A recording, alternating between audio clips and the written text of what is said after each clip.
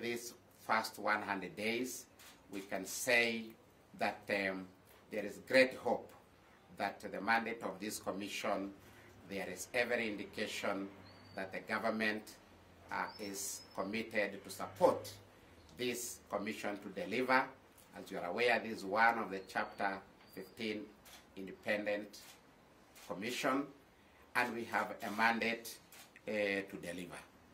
One of the areas that gives us a lot of appreciation is the establishment of the National Task Force on Police Reforms, specifically to look at terms and conditions of service for police officers and Kenya police officers, and also other reforms that have been outlined in the programs of the National Police Service and also Kenya Prison Service.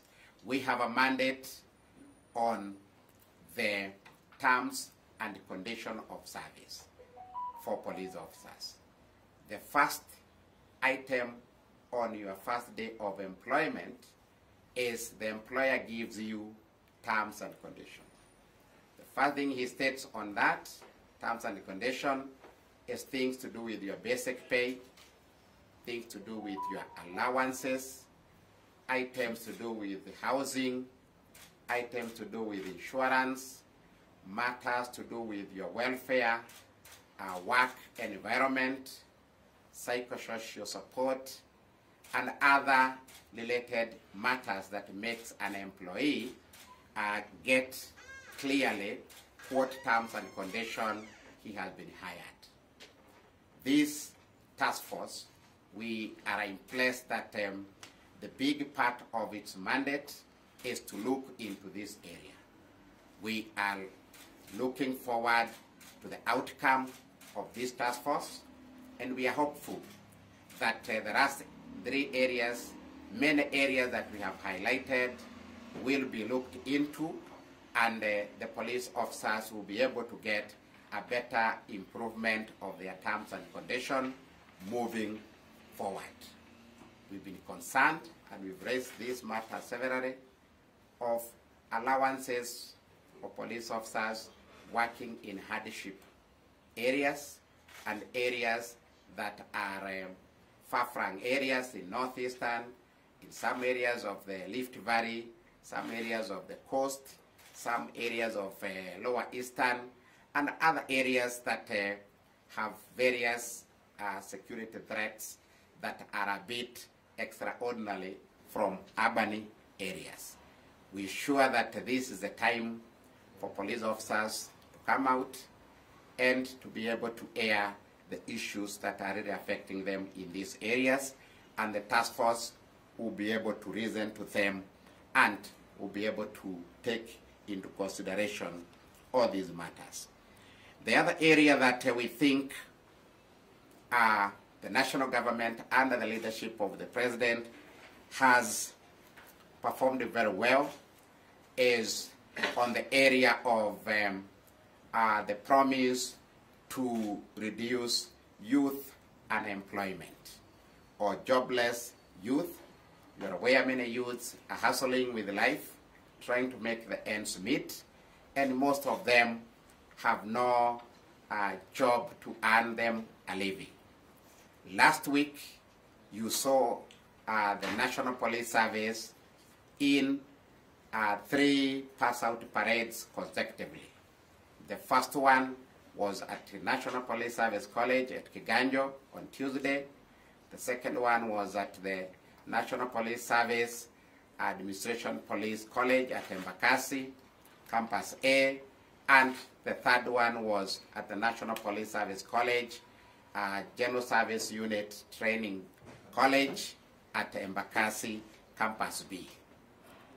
What this implied is that the national government, under the leadership of His Excellency the President, gave 5,867 jobs or new appointment of jobs for the youth on permanent and pensionable terms.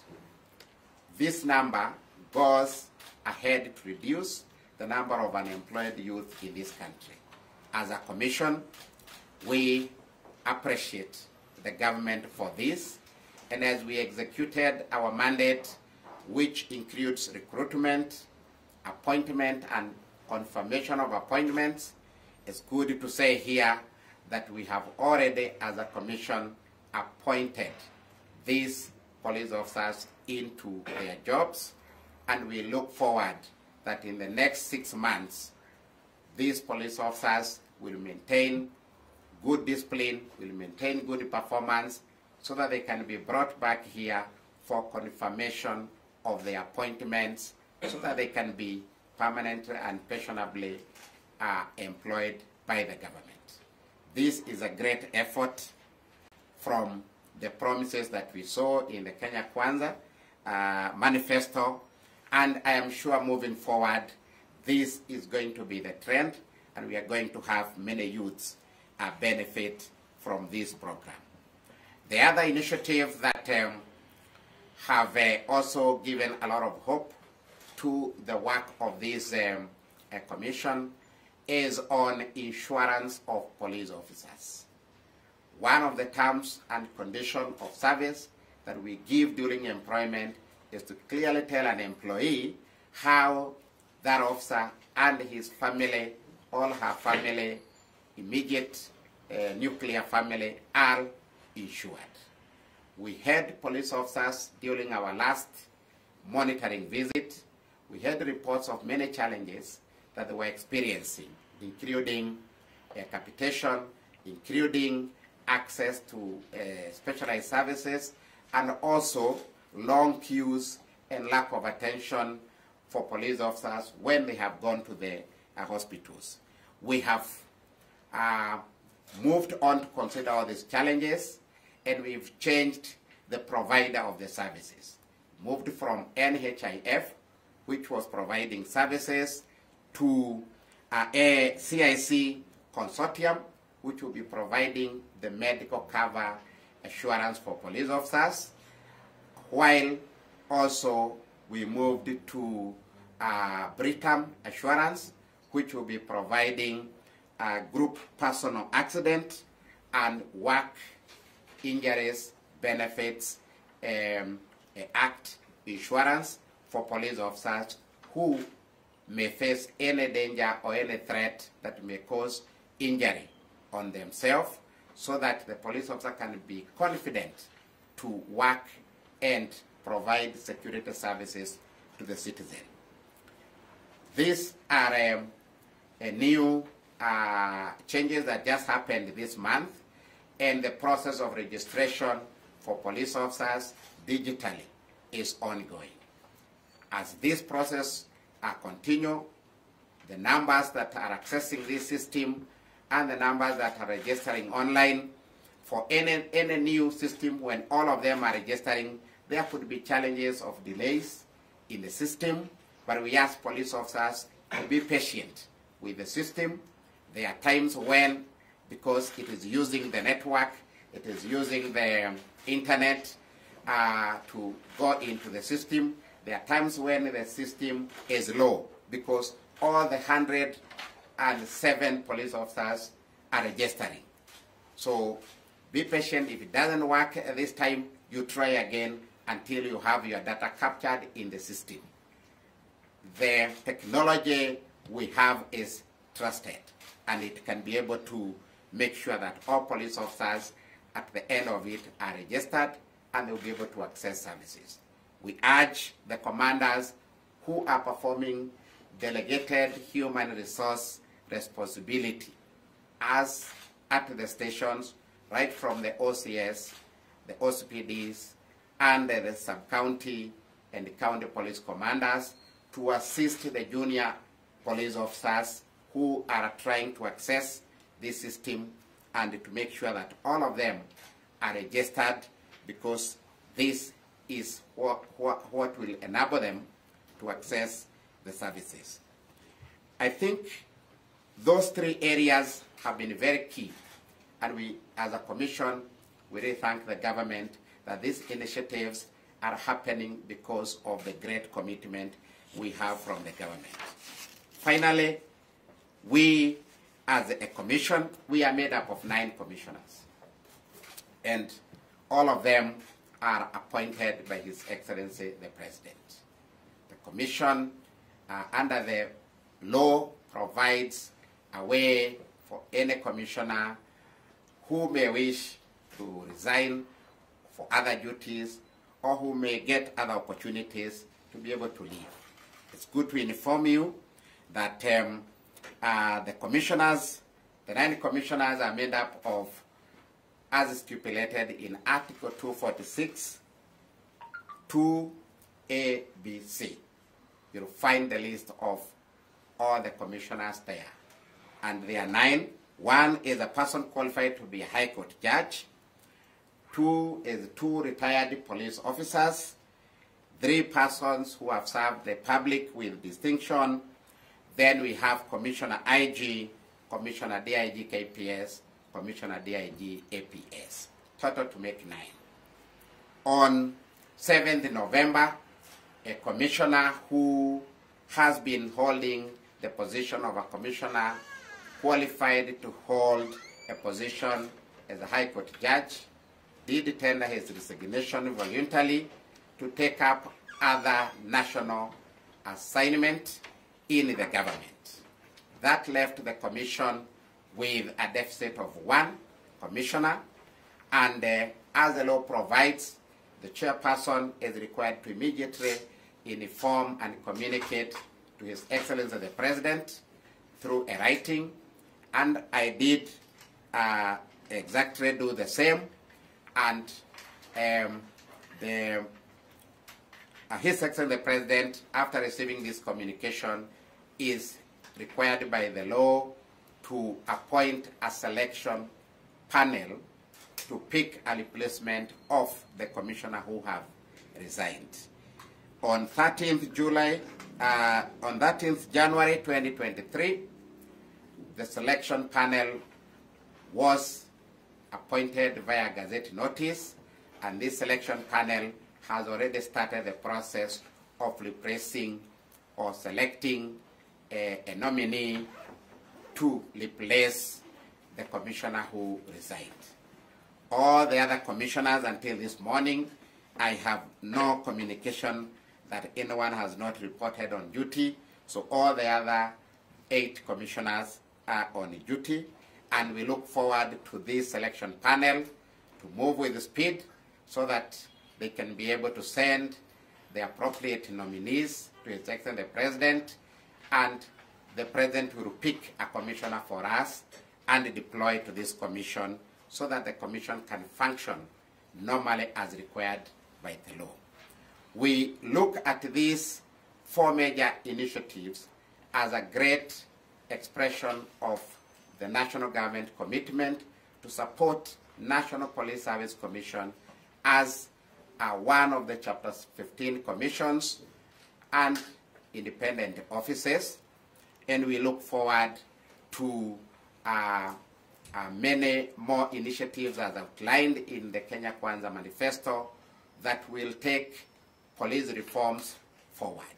It is a commitment of this commission and the government that no reform initiative will be wound backward, because there are many reforms in many reports of the government that were meant to happen in the National Police Service, and we are committed as a commission to support new reform areas moving forward until we ensure that we have a dignified National Police Service and professional police officers who deliver services to the citizens as expected by the citizens.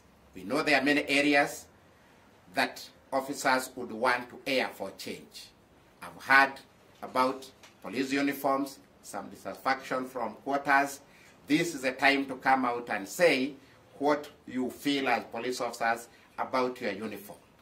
I've heard also from other quarters that the policy on integration and decent housing for police officers and integrating them with the community there are some areas that it did not work because police officers may be required on duty with a short notice. Also for safety of police officers when they are staying in some areas with the communities. All these issues that you've raised with the commission, this is a time to raise them with the task force so that they can be recorded, and the task force will evaluate every matter on its merit, and they will make recommendations for us to move in forward. There are many other areas the police officers have also raised, issues of working environment, issues of also working tools and equipment, all these areas that are operational in nature that are required to improve your capability in performance, your mobility, and also your welfare. The issue of psychosocial support, the issue of counseling, the issue of officers who are depressed, and other human resource practices that you feel need improvement. This is the time to raise all these matters so that we can be able to take them forward and they can be taken into account when the task force is finalizing its report. I think these are the matters we've observed in the last 100 days. For us at the National Police Service Commission is to say that we are at the peak of making sure that everything happens as planned, and we will do our best to make our contribution in that. Thank you. Can we end it there?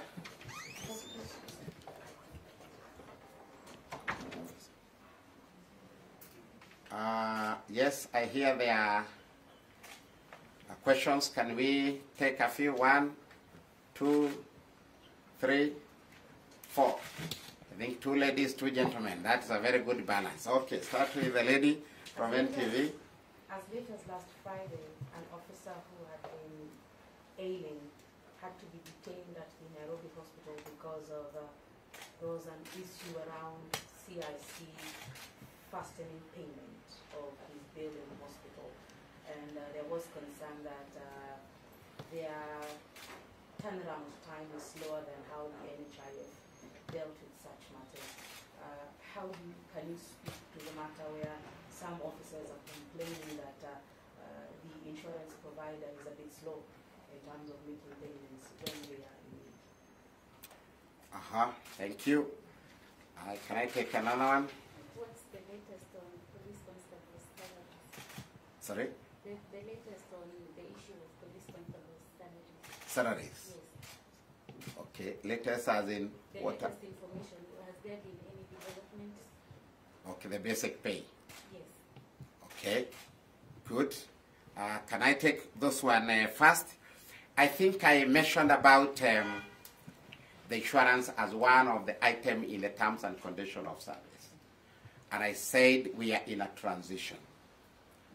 The former service provider, we have been with them for the last 3 to 4 years. This new service provider is actually had 3 weeks because we just got them this January. I think it's good to be fair when we are comparing performance of one who has been there 3 or 4 years in terms of picking up systems and working, and this one who have been there just for 3 weeks. I said that the system and the process of registration is ongoing, and we are dealing with the bulk data here of 107,000 police officers plus closer to 3,000 civilian staff. This makes about 110,000. If you add about 36 or so thousand Kenya police on service, you find that the number is almost closer to 150,000.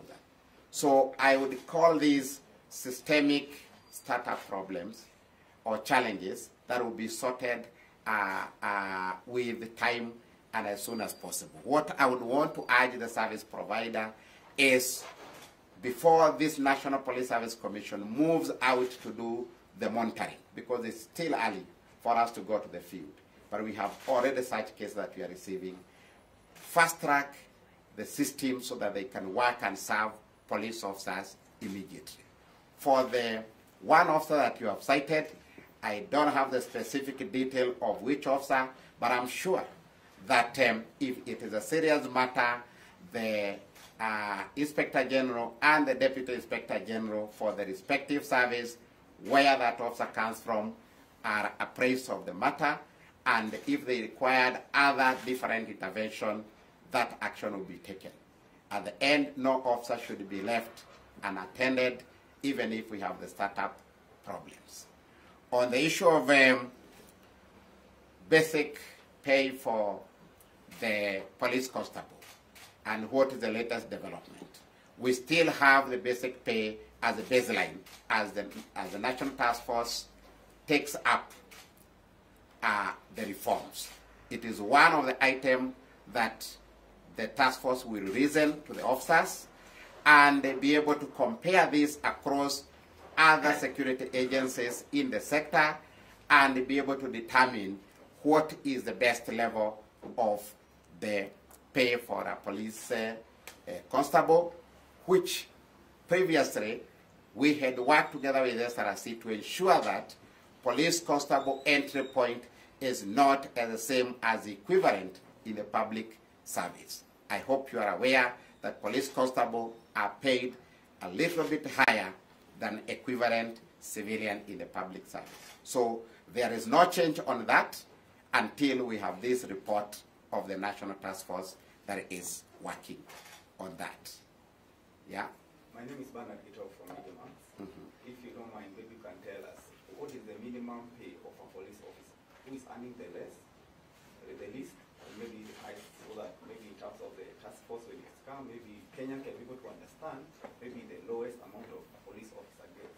Then there was some information, I don't know how true it is, that there was a police helicopter which has been assigned to a different government agency, hence grounding the surveillance and the other operation. I don't know how true it is. Maybe you can tell us. The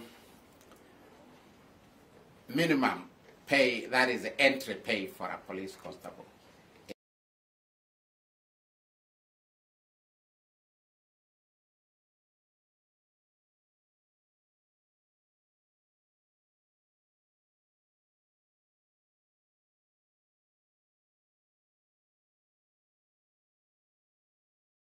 is at around that 5,000 Kenya shilling. And the salary progresses all the way to the salary of the Inspector General, which is set as a state officer by SRC. In between there, the career progression and the scheme allows then rise of this constable from that. I'm sure this is not the entry point for a civilian equivalent in the public service. So police are still considered better because of their work.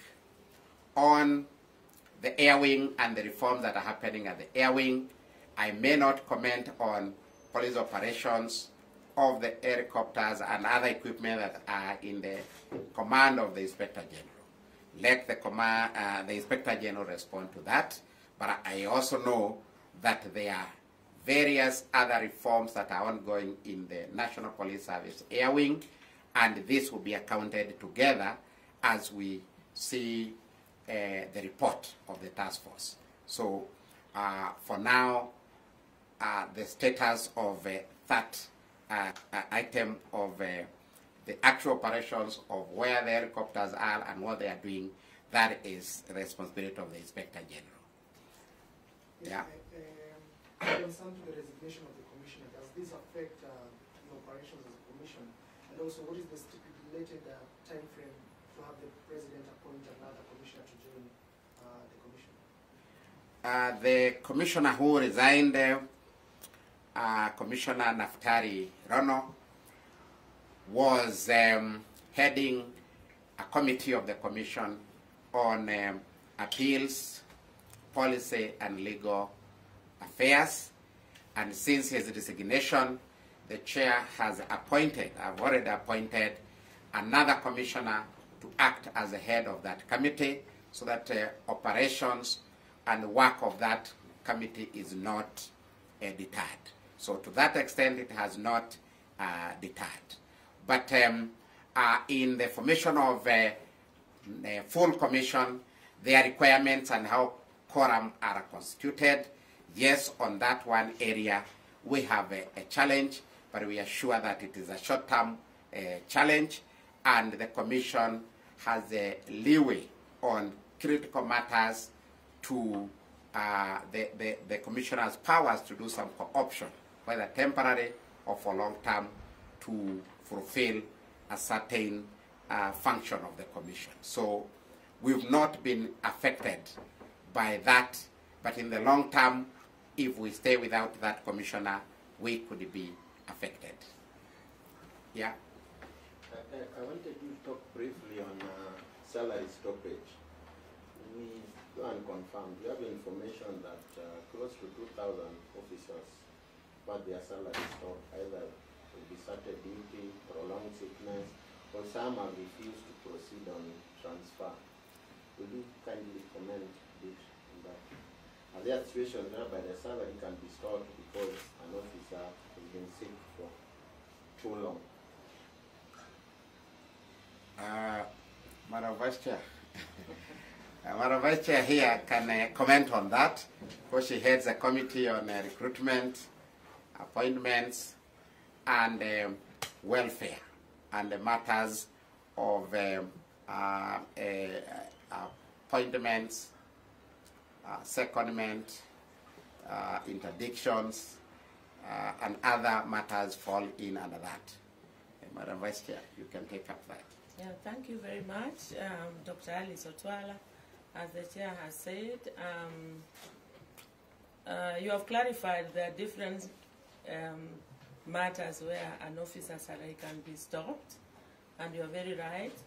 When you desert duty, that is a disciplinary matter, and by HR standards, there are regulations that regulate that may actually end up in stoppage of salary until you resurface, because you cannot be paid when you are not on duty. But when you are sick, we have not had situations where officer salary is stopped because the officer is unwell. There are also very clear specification on the way that you treat a sick officer. So those are different things. One is disciplinary, and the other one is a welfare matter. And there's no time a sick officer's salary has been stopped. That's answered, Nagila. Okay. Okay. Any other question, or we close it at that? Yes? Okay. Yeah, so I think we have been able to have a very good conversation, and I want to say that the Commission will continue with this partnership with the media. Occasionally, as CEO, let's have our media breakfast, our interaction with the media, so that you are able to get the correct information, and you're also able to report accurately on what is happening at the National Police Service Commission. Thank you very much.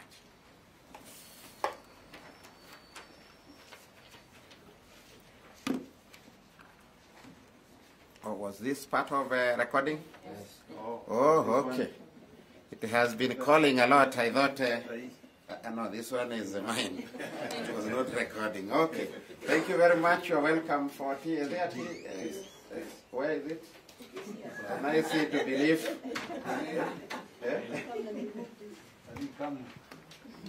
No, I may welcome people when there is no.